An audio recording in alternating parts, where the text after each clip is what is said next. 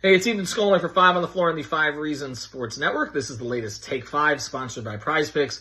Use the code 5, F-I-V-E, to get your initial deposit matched up to $100. Of course, no longer legal in the state of Florida, but you can play in 31 other states. So the Miami Heat host the Philadelphia 76ers tonight, and this is a big, big game. We don't have a status yet on Joel Embiid or on Tyrese Maxey or Tobias Harris. All are listed as questionable. We'll find out closer to game time.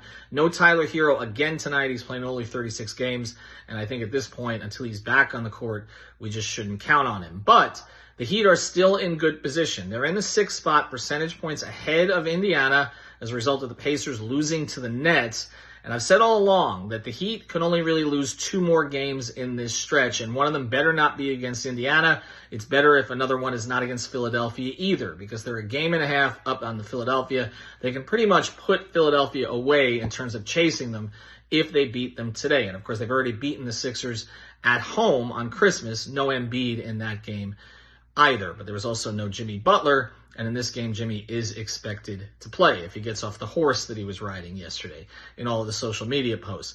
Anyway, the Heat need to get this one, or at the very least, they need to get Sunday against Indiana, because if they can go 3-2 in these next 5, I believe they will get out of the play-in, because those last 2 games are against the Toronto Raptors. And the Raptors have now lost, 14 straight games?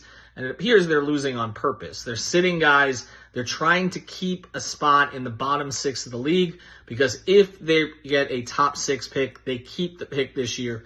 Otherwise, they lose it. So again, if Miami can get to those last 2 games with already 45 wins, I believe they'll end up with 47, and that should be enough to get out of the play-in.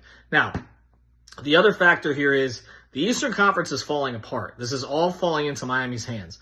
Julius Randle, shoulder surgery. Maybe should have had it about a month ago. He didn't. I don't know that he would have been back at this point, but it was pretty clear that he was not close to coming back. They still, in New York, do not have OG Anunoby back either. Cleveland, Donovan Mitchell seems to be forcing his way back in with a bad knee. Did not look good in Phoenix yesterday. Their health has been a problem as well. So the Heat, who have had health issues all season long, with the exception of Hero, they're in pretty good shape right now, whereas other teams in the Eastern Conference outside of Boston are struggling either with injuries or, in Milwaukee's case, with poor coaching and inconsistency. So this is all opened up for Miami. Just get out of the play-in, draw who you draw. I think they'll be favorites against Cleveland, Orlando, maybe even against this New York team.